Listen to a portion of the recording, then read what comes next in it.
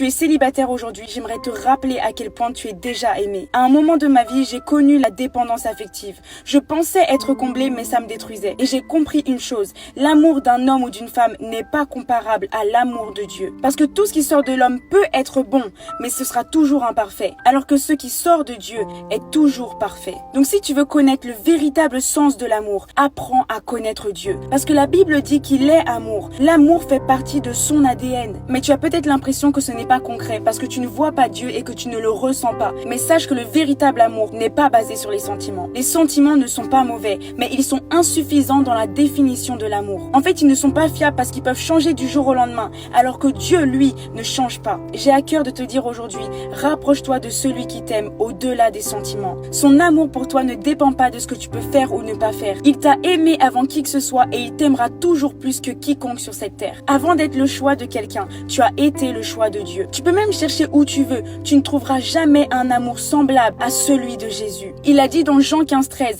il n'y a pas de plus grand amour que de donner sa vie pour ses amis. Mais en vérité, il y en a un, c'est de donner sa vie pour ses ennemis. Nous étions ennemis de Dieu et séparés de lui à cause du péché. Alors que nous l'avions rejeté, il a donné sa vie pour nous, sans aucune assurance qu'on allait l'aimer en retour. C'est ça le véritable amour, qui n'attend rien en retour. Et c'est pourquoi son amour est tellement différent et supérieur au nôtre. Alors ne dépend jamais de l'amour que quelqu'un peut te donner, dépend de Jésus.